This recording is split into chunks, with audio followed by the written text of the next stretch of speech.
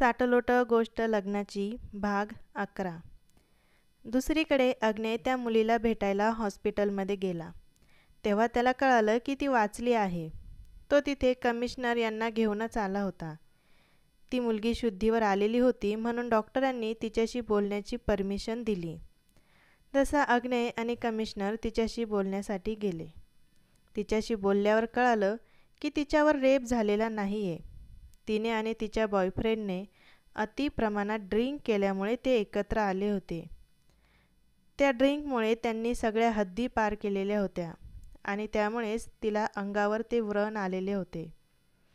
तिचा बॉयफ्रेंड पहाटे निघून गेल्यानंतर ती उठून वॉशरूमला जायला लागली तेव्हा पाय घसरून पडली आणि तिच्या डोक्याला बेड लागला म्हणून ती बेशुद्ध झाली होती. पण तिच्या आईवडिलांनी गौरव आणि त्याच्या मित्रांवर असा आरोप केला की त्यांनी तिच्यावर रेप केला आहे. कमिशनर यांनी सगळं खरं ऐकल्यावर त्यांनी मोनिकाच्या आईवडिलांना केस मागे घ्यायला सांगितली. मोनिकाच्या आईवडिलांनी आपली केस मागे घेतली. मोनिका आपल्या आईवडिलांना हे सगळं सांगायला घाबरली होती म्हणून तिने त्यांना काहीच सांगितलं नव्हतं. पण समोर कमिशनर सरांना बघून ती घाबरली आणि तिने सगळं खरं सांगितलं. तिच्या आईवडिलांनी केस मागे घेतली आणि अग्नेयची माफी मागितली. त्यांच्यामुळे गौरव आणि त्याच्या मित्रांना त्रास झाला याबद्दल त्यांनी मनापासून माफी मागितली. अग्नेयने कमिशनर यांचे आभार मानले. कमिशनर निघून गेल्यानंतर तो पण घरी आला. त्याला यायला पहाटेचे 4 वाजले होते. अग्नी आलास तू? रंजना अजून जाग्याच होत्या. अग्नेयची वाट बघत बसलेल्या होत्या. काय होईल या काळजीने त्यांना झोप लागत नव्हती. मॉम तू अजून जागीच आहेस? तो त्यांच्याजवळ येऊन म्हणाला. माझी दोन्ही मुलं टेन्शनमध्ये असताना मला कशी झोप लागेल? गौरवला वाचवण्यासाठी काही मार्ग सापडला का? त्या म्हणाल्या तसा तो अग्नेय गालात हसला. मॉम सगळं ठीक झालं आहे. त्या मुलीच्या आईवडिलांनी केस मागे घेतली आहे. तिच्यासोबत जे काही झालं त्याच्यात गौरव आणि त्याच्या मित्रांचा काहीच हात नव्हता. तो सर्व फक्त एक अपघात होता. तिने कमिशनर सरांसमोर स्टेटमेंट दिलं आहे त्यामुळे केस मागे घेतली गेली. गौरवला आता काही होणार नाही, काळजी करू नको. अग्नेय म्हणाल्या तशा त्या खुश झाल्या. खरंच सांगतो? त्या खुश होऊन म्हणाल्या. खरंच सांगत आहे मी. जा आता झोप. तो म्हणाला तशा त्या निर्धास्त झोपायला निघून गेल्या. तो रूममध्ये आला तेव्हा अबोली झोपलेली होती. तो तसाच फ्रेश व्हायला गेला आणि लगेच येऊन बेडवर झोपला. दिवसभराच्या दगदगीमुळे तो चांगलाच थकला होता म्हणून पडल्या पडल्या त्याला लगेच झोप लागली. अबोली आज तू खूपच लवकर उठली. आज रविवार आहे, कॉलेजला सुट्टी आहे, मग कशाला इतक्या लवकर उठली? जा अजून थोड्या वेळ आराम कर. अजून कोणीच उठलेलं नाही आहे. काल रात्री सगळे उशिरा झोपल्यामुळे अजूनही सगळे आराम करत आहे. तू पण थोड्या वेळ आराम कर, प्रमिला म्हणाल्या. त्यासुद्धा नेटकीच उठून आल्या होत्या तेव्हा अबोली खाली आलेली होती. ठीक आहे. तिला परत रूममध्ये जायचं नव्हतं. कालचं अग्नेयचं वागणं बघून ती चांगलीच घाबरली होती. तो उठायच्या आत ती आवरून रूम बाहेर पळाली होती. आता परत रूममध्ये जायचं तिला टेन्शन आलं. अबोली जा, थोड्या वेळ आराम कर जा, प्रमिला परत म्हणाल्या तशी ती नाईलाजाने रूममध्ये परतली. अग्नेय शांत झोपलेला होता. अबोली तिथे सोप्यावर बसली आणि त्याच्याकडे बघायला लागली. मिस्टर सहस्त्रबुद्धे जबरदस्त हँडसम आहे यात शंका नाही. किती मुली याच्या मागे लागत असतील? ती कृतिकाच नाही का? तिच्या वागण्यातून लगेच कळतं की तिला मिस्टर सहस्त्रबुद्धे आवडतात. अजून अशा किती मुली असतील ज्या यांच्यावर लाईन मारत असतील? याचा आधी कुठे अफेअर होतं का? ती त्याच्याकडे एकटक बघत विचार करत होती. अचानक त्याने दुसऱ्या बाजूला कूस बदलली. याचं कुठे अफेअर असणं अशक्य आहे. याची जर का कोणी गर्लफ्रेंड असती आणि तिने जर याला धोका दिला असता तर याने तिला जिवंत सोडलं नसतं.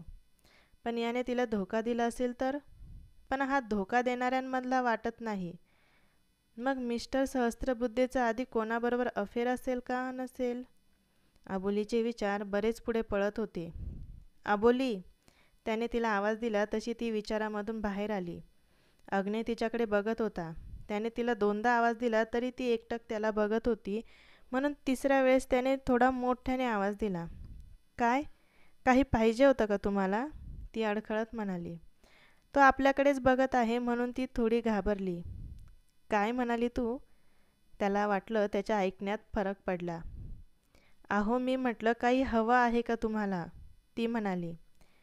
रूममध्ये असताना ही मला आरे कारे करते, फक्त घरच्यांसमोरच आहो करते. मग आज रूममध्ये सुद्धा ही मला अहो का बोलते? तो तिच्याकडे बघत होता. ते बघून ती अजून घाबरली. तिला वाटलं आपल्यावर चिडतो की काय? काय झालं? ती घाबरून म्हणाली. तो बेडवरून उठला आणि तिच्या दिशेने चालत यायला लागला. तशी तिला धडकी भरली. अग्नेय आबोलीजवळ आला आणि तिच्या डोक्यावर हात ठेवला. तिला वाटलं गालात मारतो काय म्हणून तिने घाबरून घट्ट डोळे मिटले, तर त्याचा हात तिला कपाळावर जाणवला. आबोली, तुला ताप तर नाही आहे? डोकं दुखतंय का तुझं? तो म्हणाला तशी ती गोंधळून त्याच्याकडे बघायला लागली. असं का विचारताय? ती म्हणाली. तसं त्याला हसू आलं. आबोली, लग्न झाल्यापासून रूममध्ये असताना तू मला अरेकारे करते, फक्त बाहेर घरच्यांसमोर आहो जाहो घालते. मग अचानक असं काय झालं की तू रूममध्ये सुद्धा मला इतका मान देत आहे? तो तिच्याकडे भुवया उंचावून म्हणाला तशी ती गडबडली. आजपासून ठरवलं की नवऱ्याला पूर्ण मान द्यायचा, त्याला असं अरेकारे करायचं नाही. म्हणून मी ठरवलं की इथून पुढे तुम्हाला आहोच म्हणायचं, अरेकारे करायचं नाही. ती म्हणाली तसं त्याला जोरात हसू फुटलं आणि तो जोरजोरात हसायला लागला. ती विचित्र नजरेनं त्याच्याकडे बघायला लागली. ती त्याला पहिल्यांदा हसताना बघत होती. तुम्हाला हसायला काय झालं? त्याच्या हसण्याचं कारण तिला समजलं नाही. आबोली, तू खूप फनी आहेस, तो तिच्या डोक्यात मारत म्हणाला. मी तयार होऊन येतो, तू बस काय म्हणायचं याचा विचार करत. असं म्हणून तो आंघोळ करायला निघून गेला. अजूनही त्याच्या चेहऱ्यावर स्माईल होती. मिस्टर सहस्त्रबुद्धेच्या डोक्यात फरक पडला आहे का? रात्री किती चिडलेले होते आणि आता हसताय? काही कळत नाही याचं. नाही, याचं नाही, यांचं म्हणायचं. एकेरी नावाने आवाज द्यायचा नाही. ती खरंच परत विचार करायला लागली. आबोली आणि अग्नेय सोबतच खाली आले. आबोलीला बघताच गौरव पळत गेला आणि त्याच्या गळ्यात पडला. तो अचानक गळ्यात येऊन पडल्यामुळे अग्नेयचा तोल गेला, पण त्याने लगेच सावरलं. थँक्यू दादा, थँक्यू. मला माहीत होतं तू मला वाचवणार. मला तुझ्यावर पूर्ण विश्वास होता. Thank you so much. असं म्हणून त्याने अग्नेयच्या गालावर किस केलं. तशी आबोली हसली. अग्नेयने त्याच्या डोक्यावरून हात फिरवला. परत अशी चूक करू नको, तो त्याच्या पाठीवर हात थोपटत म्हणाला. मी प्रॉमिस करतो दादा, आजपासून पार्ट्या बंद, इकडे तिकडे बिनकामाचं फिरणं बंद. आता तू जे काही सांगशील ते मी करेल. गौरव त्याच्यापासून बाजूला होऊन म्हणाला. किती दिवस आपलं प्रॉमिस पाळतो बघू, सूर्यजित म्हणाले. सूर्यजित, आता नको तो विषय, सगळं ठीक झालं आहे. गौरव उद्यापासून अग्नेयसोबत ऑफिसला जाईल. चला आता तो विषय स्टॉप करा, रणजित म्हणाले. तसं सगळ्यांना त्यांचं म्हणणं पटलं. सगळ्यांनी सोबत नाश्ता केला. आज रविवार असल्यामुळे सगळे घरीच होते. अग्नेय, आज जीविकाला घ्यायला जा. कालच ते दोघं परत आले आहे. जीविकाचा मला काल फोन आला होता. तू आणि आबोली जा. आबोली पण तिच्या आईवडिलांना भेटून येईल, रणजित म्हणाले. ठीक आहे, अग्नेय म्हणाला. आबोली तिथेच होती, पण ती पण त्याच्यासोबत जायला तयार झाली. आबोली, तुला तुझ्या मॉम डॅडकडे थोड्या दिवस राहायचं असेल तर तू राहा. मागच्या वेळी लगेच निघून आली, आता थांबायचं असेल तर थांब, रंजना म्हणाला. आबोलीला तर बरंच झालं, अग्नेयपासून काही दिवस लांब राहता येईल. रात्रीची भीती होतीच तिच्या मनात. मॉम, आबोलीचं कॉलेज चालू आहे. 1 दिवस झाला तिला कॉलेजला जाऊन. आधीच ती सगळ्या सब्जेक्टमध्ये मागे राहिली आहे. त्यात आता नाही गेली तर तिला काही समजणार नाही. उद्यापासून तिचा ऑनलाईन क्लास सुरू होईल, त्यामुळे तिच्या मॉम डॅडकडे राहता येणार नाही. मी तिला आमच्यासोबत परत घेऊन येईल, अग्नेय म्हणाला. आबोलीला तर माहीतच नव्हतं की अग्नेयने तिच्यासाठी ऑनलाईन क्लास चालू केला आहे. आता काय, तिला इथेच राहावं लागेल, अग्नेय म्हणाल्यानंतर रंजना परत काही बोलल्या नाही. थोड्या वेळाने ते जीविकाला आणण्यासाठी निघाले. तुम्ही सांगितलं नाही माझा ऑनलाईन क्लास आहे, ती म्हणाली. तो शांतपणे गाडी ड्राईव्ह करत होता. तू सगळ्या सब्जेक्टमध्ये मागे राहिली आहेस, म्हणून कॉलेजच्या एका प्रोफेसर यांना सांगून रात्री तुझा ऑनलाईन क्लास घ्यायला सांगितलं आहे. ते तुला रोज 2 तास शिकवतील, त्यानुसार तू तुझा स्टडी कर, तो म्हणाला. त्याने तिच्या मागच्या वर्षाचे रिझल्ट बघितले होते. त्यात ती सगळ्या सब्जेक्टमध्ये टॉपर होती. तिला शिक्षणाची आवड आहे हे त्याला लगेच समजलं, म्हणून होईल तसं त्याच्याकडून तिला शिकवण्यासाठी प्रयत्न करणार होता. थँक्यू माझ्यासाठी इतकं करता, ती हसून म्हणाली. तसा तो गालात हसला. अग्नेय आणि अबोली रत्न पारखी यांच्या घरी आले. अबोलीच्या डॅडने अग्नेयचं स्वागत केलं.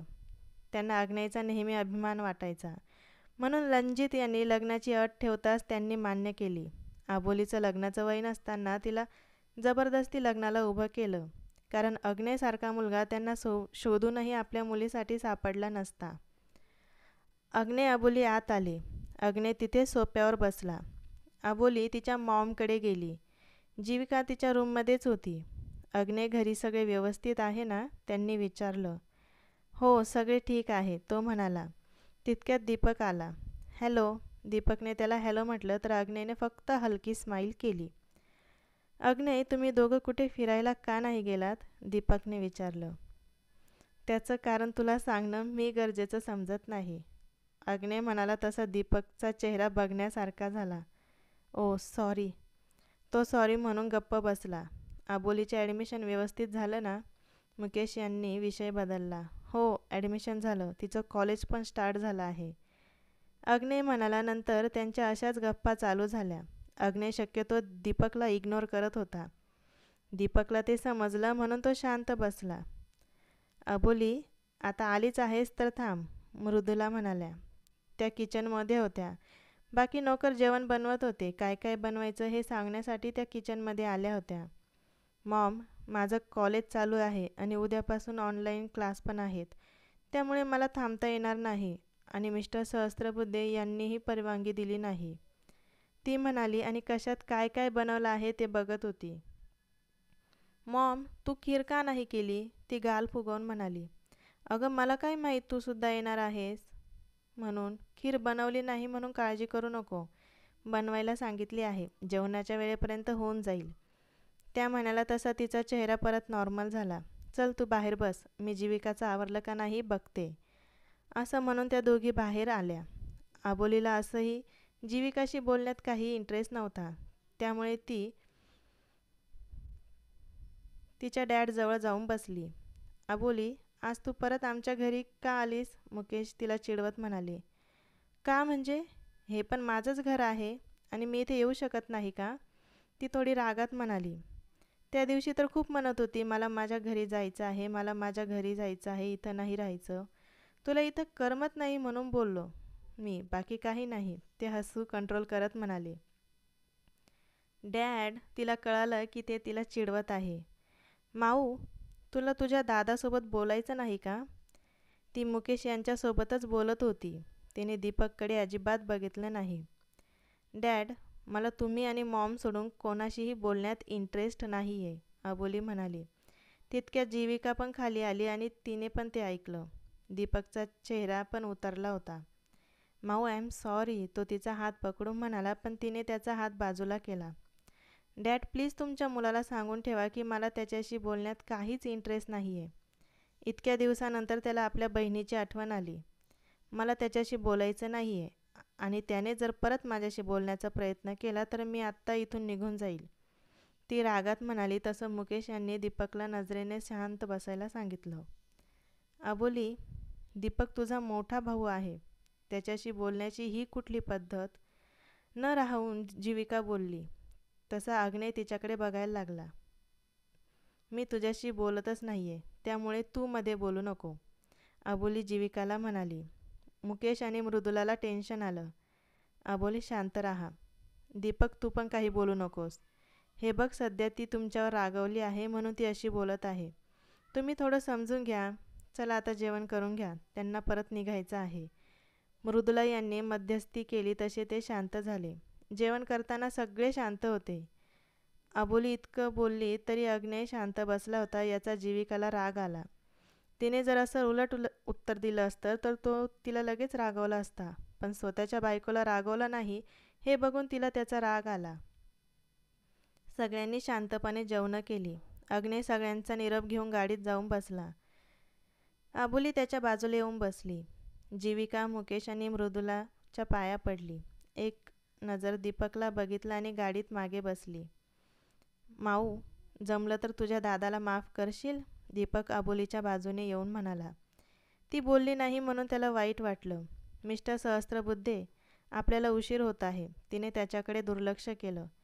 दीपकला माहीत होतं ती इतक्या लवकर त्याला माफ करणार नाही, म्हणून तो हलकासा गाडीपासून बाजूला झाला.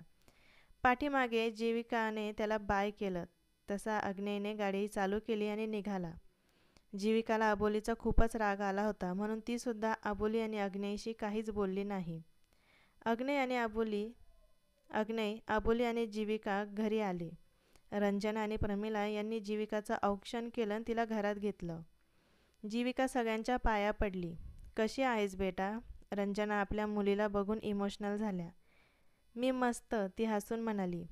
जीविका बेटा, आम्हाला नाही भेटणार का? रणजित म्हणाले तशी ती लगेच त्यांच्याजवळ गेली. त्यांनी तिच्या कपाळावर ओठ टेकवले. नंतर ती सूर्यजित यांना भेटली. गौरव पण तिच्या गळ्यात पडला. अबोली लगेच तिच्या रूममध्ये निघून गेली. जीविका, तू पण थोड्या वेळ आराम कर, रंजना तिच्या डोक्यावरून हात फिरवत म्हणाल्या. हो, मी रूममध्ये जाते, प्लीज माझ्यासाठी ज्यूस घेऊन ये, ती म्हणाली तशा रंजना हो म्हणाल्या. जीविका तिच्या रूममध्ये आली. फ्रेश होऊन बाहेर आली तेव्हा रंजना तिच्यासाठी ज्यूस घेऊन आल्या होत्या. जीविका, हा ज्यूस घे. त्यांनी तिला ज्यूस दिला. मॉम, ह्या अबोलीला कोणाशी कसं बोलायचं ते अजिबात कळत नाही. आज ती दीपकसोबत खूप उद्धटपणे बोलली. त्या बिचाऱ्याला किती वाईट वाटलं माहीत आहे? लग्न झालं पण अक्कल आली नाही, जीविका ज्यूस पिता पिता म्हणाली. जीविका, अबोली तुझी मोठी वहिनी आहे, त्यामुळे बोलताना शब्द नीट वापरून बोल, रंजना म्हणाल्या तसं तिने नाक मुरडलं. मॉम, ही अबोली कशी आहे हे मला आधीपासून माहीतच होतं. डॅडने तिला काय बघून दादासाठी निवडलं काय माहीत. ती अजिबात त्याला सूट करत नाही. पण एक आहे, ती आज इतक्या उद्धटपणे दीपकला बोलली तरी दादा एक शब्दसुद्धा तिला बोलला नाही, जीविका रागात म्हणाली. जीविका, तू समजते तशी अबोली अजिबात नाही आहे. खूप गोड मुलगी आहे ती. आणि हो, कधी कधी ती थोडं जास्त बोलते, पण अजून लहान आहे ती. तिच्यावर इतकी मोठी जबाबदारी पडली, तिला थोडं सांभाळून घ्यायला लागेल, वेळच लागेल. बरं तू आता आराम कर, मी जाते, असं म्हणून त्या निघून गेल्या. गोड मुलगी आहे म्हणे, जीविका तोंड वाकडं करत म्हणाली. आजचा भाग इथेच संपत आहे. भेटूया लवकरच पुढच्या भागात. सबस्क्राईब केलं नसेल तर सबस्क्राईब नक्की करा.